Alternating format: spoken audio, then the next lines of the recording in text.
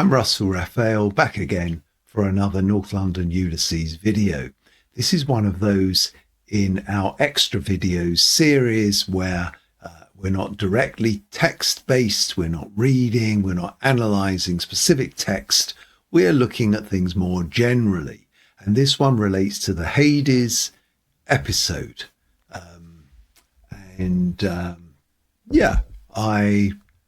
Hopefully it's just sort of an interesting diversion from our normal stuff. So today I'd like to take a sort of sideways look at the Hades episode, not through the more obvious usual lens of Catholic ritual or even death itself, but through something a little subtler, less obvious, but I hope that it will be interesting and maybe even revealing. Don't claim it's going to add much to our knowledge of the episode or of the book, but you never know. So I'll start by saying that it seems to me Hades is a funeral episode without very much grief. It's not a scene populated by intimate mourners. I mean, where's the widow? But we do have what seems to be decent men doing the socially correct thing for someone that they knew, well, only sort of.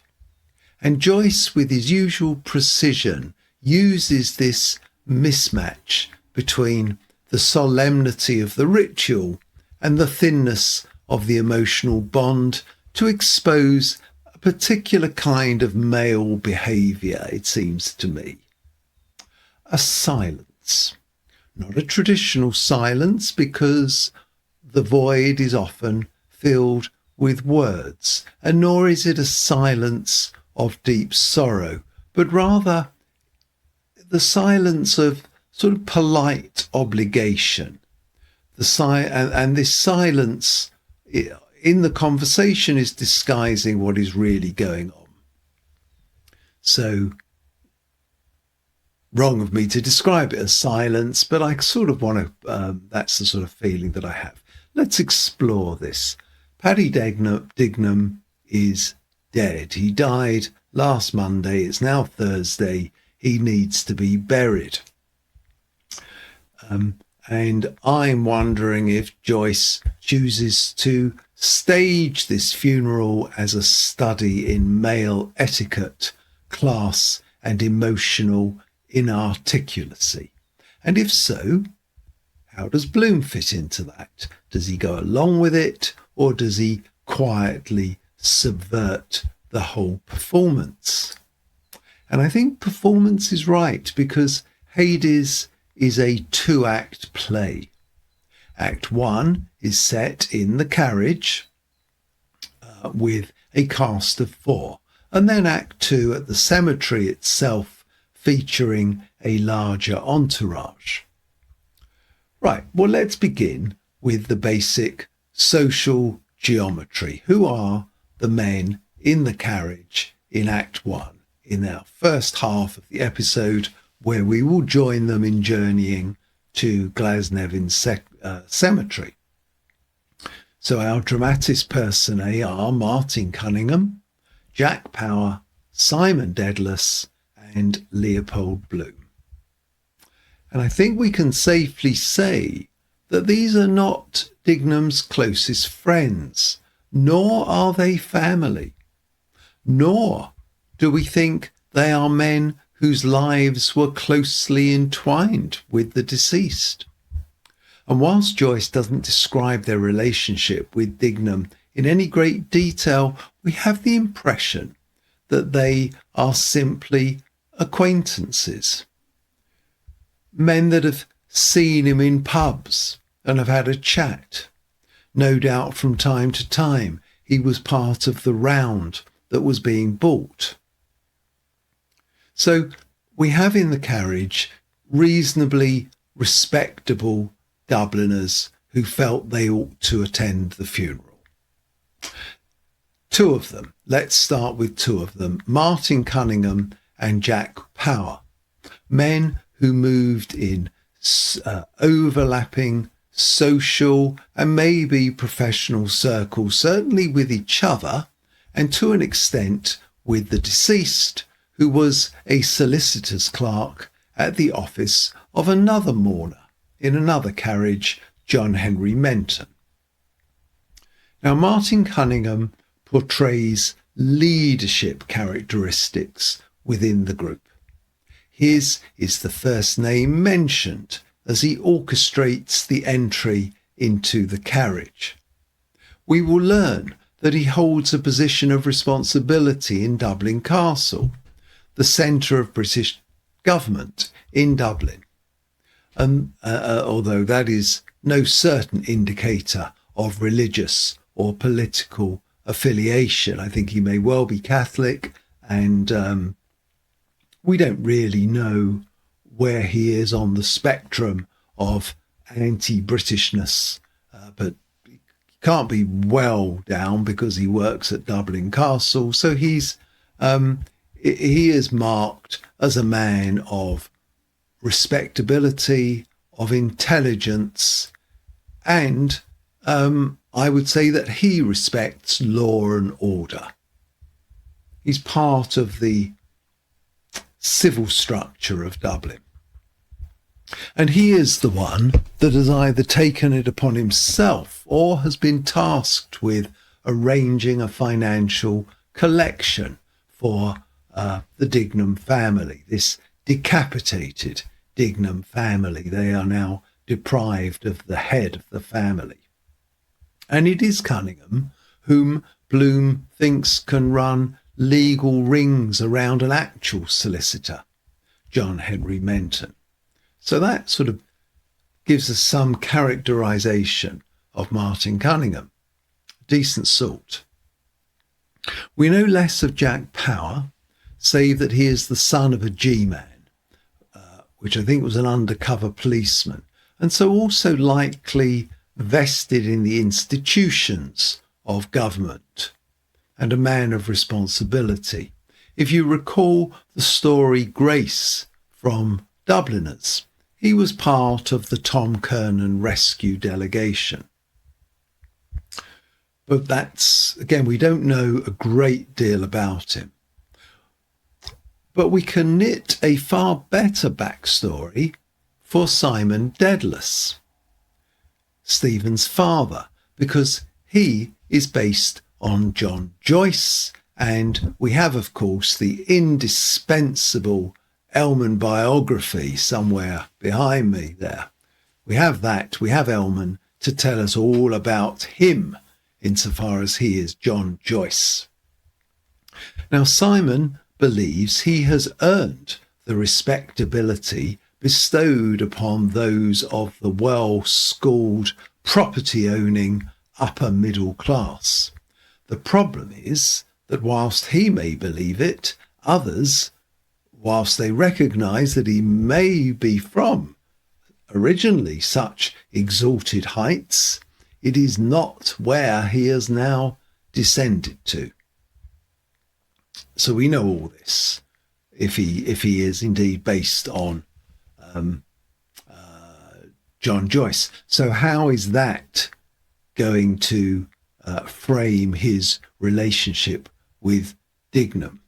Now, Simon Dedalus doesn't really work. He's not going to have that much cause to be involved with firms of solicitors, so he's less likely to run into Dignam professionally, and it's much more likely to be from snatches of drunken pub banter rather than from being a client of John Henry Menton's law office. And now let's turn to the fourth passenger in this carriage, Leopold Bloom. How did Bloom know Dignam? Well, if he were better acquainted with Dignam than the others, then I think conversation in that carriage would have explored that. But it doesn't. And we've little else to go on in the book. In the final chapter, Penelope, Molly will consider him, Dignam, a comical little titotum always stuck up in some pub corner. Now, Bloom, not being a great frequenter of pubs, certainly not on a regular basis, this avenue of possible friendship is largely closed off. More pertinently, his interior monologue in Hades would surely have meandered through their joint experiences, his and Dignam's, had they existed. But we have none of that. As it is, other than in Hades, Dignam intrudes into Bloom's thoughts only in the great hallucinatory episode of Circe, where he is characterized as a beagle, of all things, but then his appearance is only really to confirm that Bloom attended his funeral, and it adds little or nothing to our understanding of their relationship. So I'm wondering if we are helped in considering the relationship of these four men with Dignam by thinking about who Dignam was. But again, we're going to be let down because in the book he's barely drawn out of being a solicitor's clerk in the office of John Henry Menton and having died of some drink-related cause, like Elpenor, his Homeric correspondence.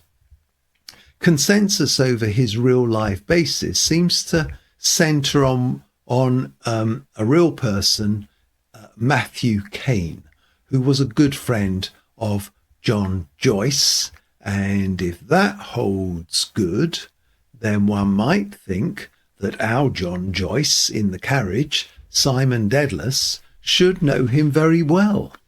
But from all that we know of Matthew Cain, again from the Ellman biography and elsewhere, we are compelled, I think, to think that James Joyce only bases Dignam on the dead Matthew Cain, and really only for the funereal detail.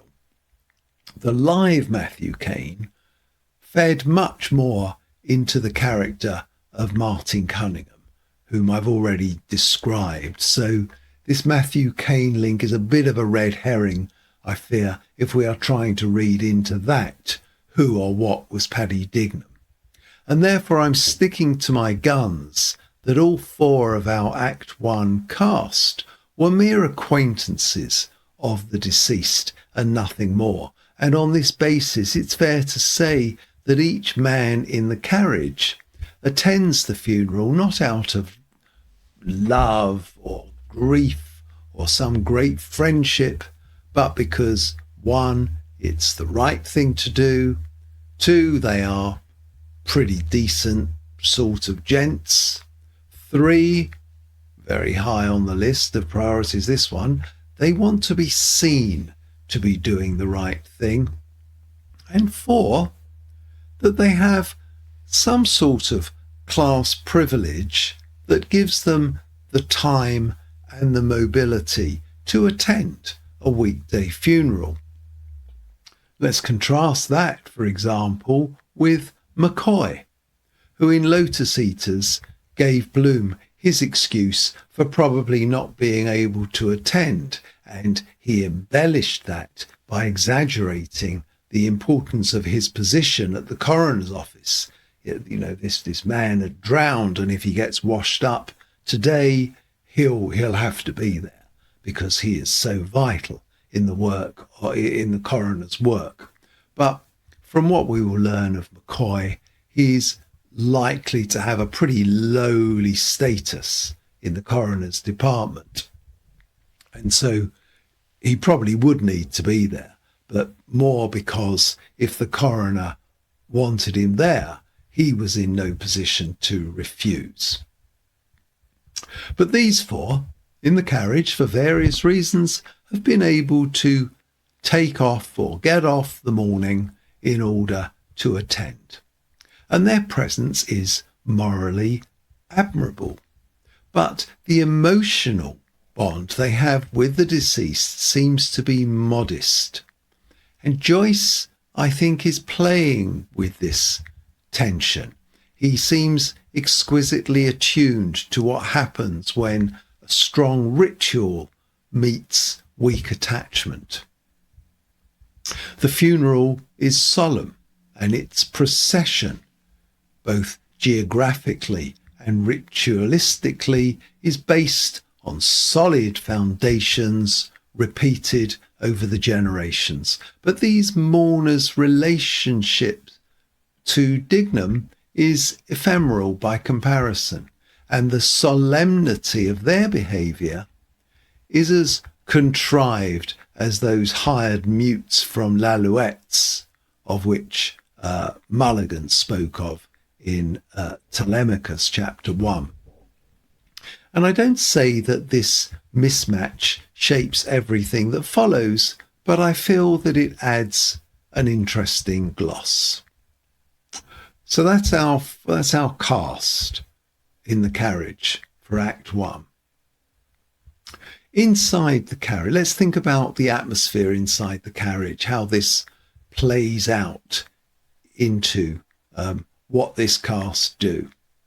And I think inside the carriage, Joyce creates a kind of a pressure chamber, not of grief, but of male social performance.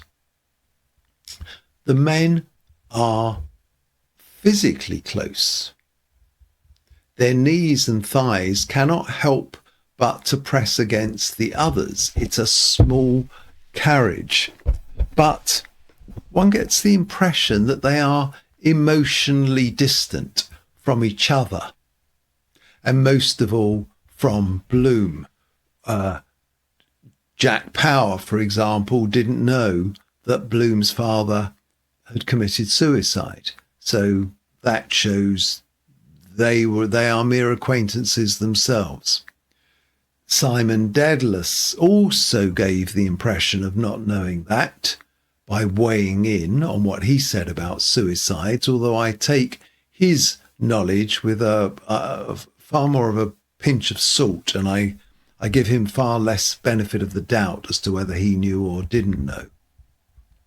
But in any event, and I suppose I've used that as an example, that contradicts what I'm about to say, because that wasn't particularly polite. But leaving that to one side, I generally want to say that their conversation might be described as polite, formulaic, drifting into a bit of gossip, and occasionally bureaucratic. There was some levity, which they then thought, we shouldn't be laughing and joking. We're on stage here. People watch us as we go past, removing their hats, presenting slight bows. So these are not emotionally stunted men failing to express grief. After all, Simon Dedalus breaks down in the cemetery when he gets there, genuinely or for effect, but with grief, albeit not for Dignam. So they're not failing to express the grief that they have. Rather, they are men with little grief to express when it comes to Paddy Dignam. They fall back on unavailable cliches. Poor Paddy, Simon says, as good a man to ever wear a hat. A phrase that functions less as emotion and more as a token of respect. And with the mention of hat, I am perhaps a tightly fitting one. I can't help but think of the incubus, the constraining art of the chapter, and perhaps indicating that they in the carriage are being constrained. They're all wearing their hats. They're constrained by the etiquette of the situation. And this silence is not tragic. After all, they've cracked jokes, but it is structural. The occasion demands some solemnity, which they try but not always successfully adhere. Their relationship to Dignam does not supply the genuine feeling to match this solemnity. And Joyce, I think, might be trying to show us this sort of male emotional economy. When the emotional stakes are low, the language becomes thin, ritualized, and safe. And then we have Bloom. Bloom's interiority is the counterpoint to the carriage's polite emptiness. His thoughts are often tender, associative, and humane. He thinks of Rudy and of his father. He thinks of Molly and of the widow's plight. The true reality of life and death, of love and loss, are all expressed inside Bloom's head. This is not to denigrate the others or to suggest that Bloom is more capable than them of deeper feeling. It's just that we're inside Bloom's head, not theirs. No doubt they have their own issues, but our contrast here is between the sterile, formulaic nature of male behaviour on formal occasions with what is really going on underneath. And for that, we only have Bloom. And Bloom's emotional life, as expressed within his head, exceeds the social script. The social script that constrains men generally. We men tend to struggle to express our love, our comradeship, and rivalry openly, and so resort to tribalist football support or political banter, rather than tell a mate how much we love them. Bloom may not be more sensitive than the others, though as the alleged feminine man we suspect he might be, but his is the mind on display, and for the reader it's what makes Bloom both admirable and socially awkward. As outsider, his empathy is not as well calibrated to the etiquette of the moment as the others. We're reminded of the scene in Calypso, an hour or so earlier, where he rehearses in his head a proposed conversation with Larry O'Rourke, because in an incredibly perceptive observation by Joyce, Bloom doesn't trust his banter to flow naturally. And so, like then, he is now tentative in this company, fearful of misstepping, and so he is more likely to do it. And never more so than his both being muzzled in the telling of the Reuben J. Dodds tale and in his eagerness to tell it. And then stepping forward into Act 2, there's his interaction on the grounds at the cemetery itself with Tom Kernan. These two notional Catholics, but really the Jew and the Protestant, and they are less comfortable with the whole proceedings than the others, the other Catholics, genuine Catholics. They're unsure of the etiquette. They follow the leads of the proper Catholics as to when to leave the chapel, when to uncover and recover their heads, etc. And even between themselves, follow perceived etiquette.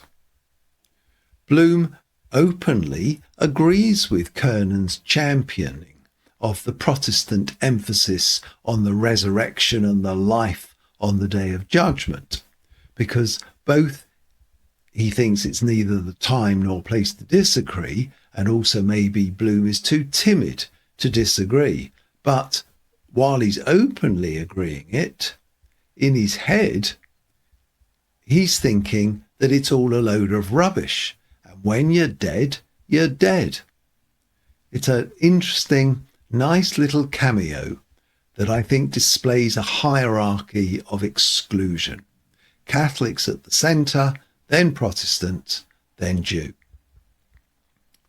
And Joyce uses Bloom to show us what the others cannot or don't seem to be expressing.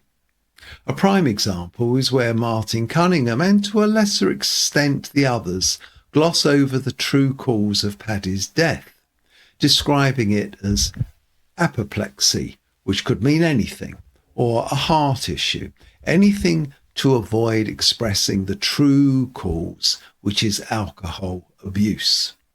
Bloom, however, through his interior monologue, spills the beans. I'd now like to move on tangentially. Why I'm bringing this in, I'm not sure, but I don't want to miss it out. It's quite a revealing aspect, a pretty subtle one, which Joyce withholds until later in the novel, but I'd like to deal with it now without giving too much away. Later in the book, we'll meet quite a bombastic character who, by reading between many lines, so many that I fear the vast majority of readers miss it entirely, we learn that this person is actually a good friend of Paddy Dignam, a genuine friend and neighbour, someone who, by any moral measure, should really be at the funeral. And yet he isn't. He claims gout as a physical impediment, yet is perfectly capable of travel from Sandymount to the town centre pub later that day. And this gives us a striking moral geometry of the funeral as a whole. Men that are peripheral to Paddy Dignam, at best, are present. His close friend is absent. And we also have the absence generally of women, and notably the widow. Joyce is not heavy-handed about any of this. He simply lets the contrast sit there for those that can read between the lines, and it is quietly damning. Dignam's friend, who will be so loud in his declarations of loyalty and Irish brotherhood, cannot be bothered to attend the funeral of his friend. Meanwhile, the men in the carriage, who knew Dignam only lightly, show up. I guess Joyce is asking us to consider what decency actually looks like in this ritual. It isn't loud or ideological. It isn't heroic. It's simply turning up. Now, finally, let's think about Mrs. Dignam, the widow. In Hades, no women are at the graveside for Paddy's funeral. This is entirely consistent with Irish custom of the period. Women often did not go to the burial itself, even if they attended the funeral mass or some procession. The graveside was really a male ritual space, and with this funeral, no women are even in the procession or in the memorial chapel. And reflecting this, Mrs. Dignam is not present. The grieving widow, is barely mentioned. The family is represented by her brother and her eldest son, who we later learn will be about 14 years old. Later episodes, notably Wandering Rocks, will show her grief unfolding in the domestic sphere, her financial precarity, her emotional exhaustion, and the children's vulnerability.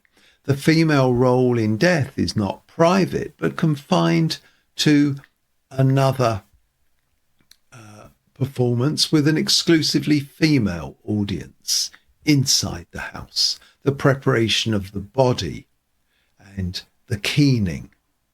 The wake, of course, will also be attended by men, but it's another domestic affair where the women are present. So in the book, Joyce separates public mourning, which seems ritualistic and formulaic, with the priest going through the same ritual that he does day in, day out, many times a day, leaving the private suffering to the house, which is actually, Bloom finds it too difficult to bear, as he will recount later in the day after a fleeting visit. So that's where real suffering seems to be going on and on display, real or not, whereas at the graveside it's performative, formulaic, stifled, if it exists at all.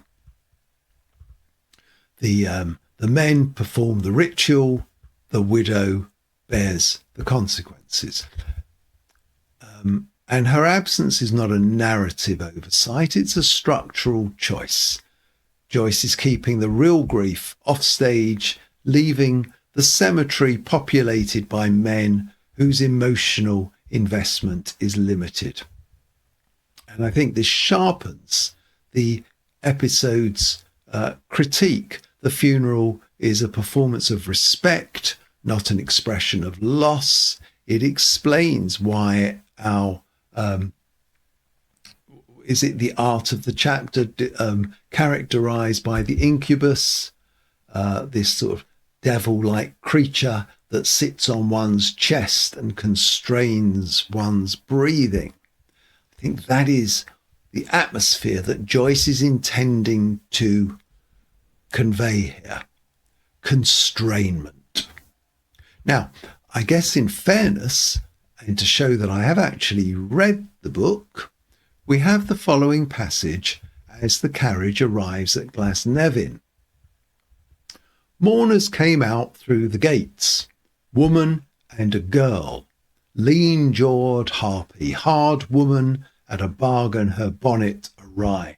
Girl's face stained with dirt and tears, holding the woman's arm, looking up at her for a sign to cry. Fish's face, bloodless and livid. So women and girls do exist at funerals, tempering the universality of our conclusions.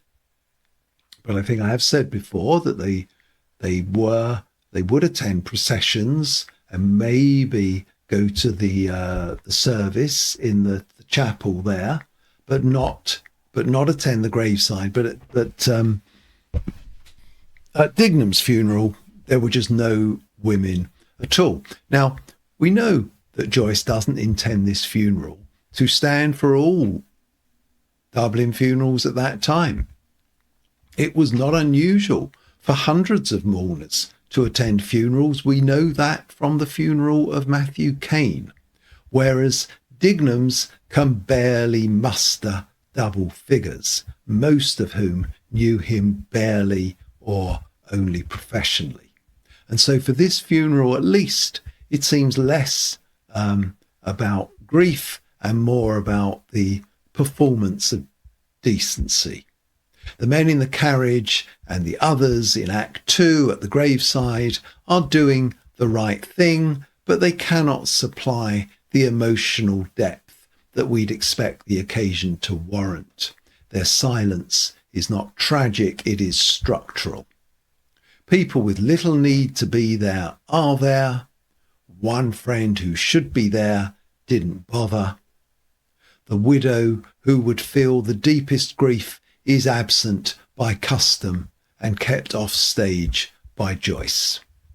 And Bloom, probably the most peripheral acquaintance of Dignam, is the modest talker, the deep feeler, and the only conduit through which we access the human consequences of Dignam's death. The drama of the Hades episode lies not in the tragedy of death itself, but in the social choreography around it. Who attends, who abstains, and whose sorrow never reaches the graveyard at all. Those incubi have done their best to restrict us to this formulaic choreography. Thank you.